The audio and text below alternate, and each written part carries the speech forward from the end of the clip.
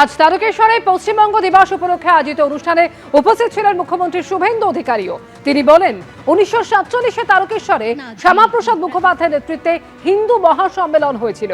সেদিনই পশ্চিমবঙ্গের ভারত ভুক্তির সিদ্ধান্ত হয়েছিল।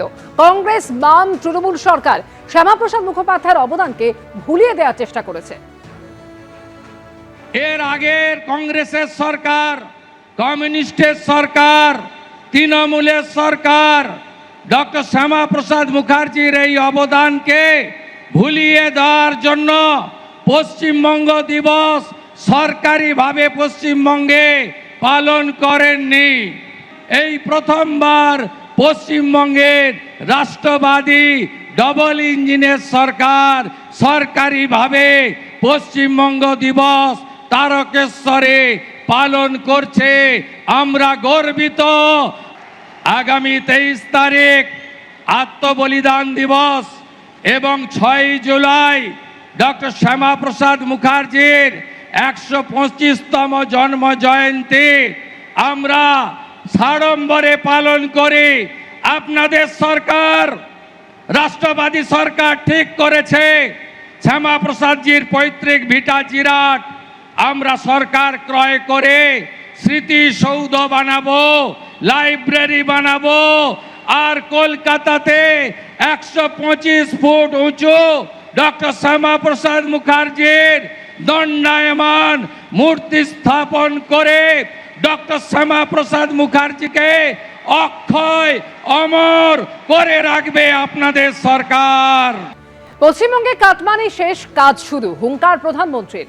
আমি খুশি, বাংলায় উন্নয়নের ভিত তৈরি শুরু হয়ে গেছে। শত পারদর্শী শাসন ও আইনের শাসন শুধু বাংলা নয়, গোটা দেশ আজ দেখছে।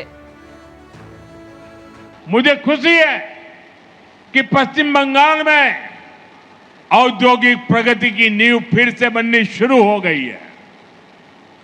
इस नींव के दो अभिन्न अंग हैं, ईमानदार और पारदर्शी शासन, और दूसरा कानून का राज।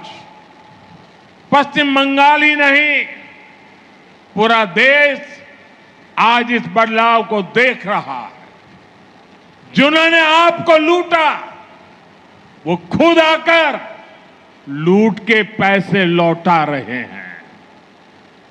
बड़े बड़े लुटेरों को जेल भेजा जा रहा है। सिंडिकेट वाले जनता से माफी मांग रहे हैं।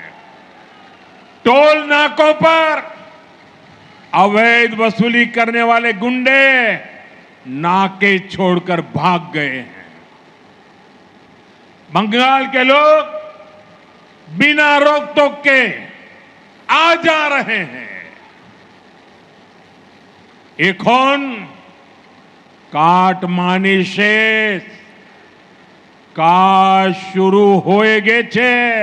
এবিপি আনন্দ, এগিয়ে থাকে, এগিয়ে রাখে।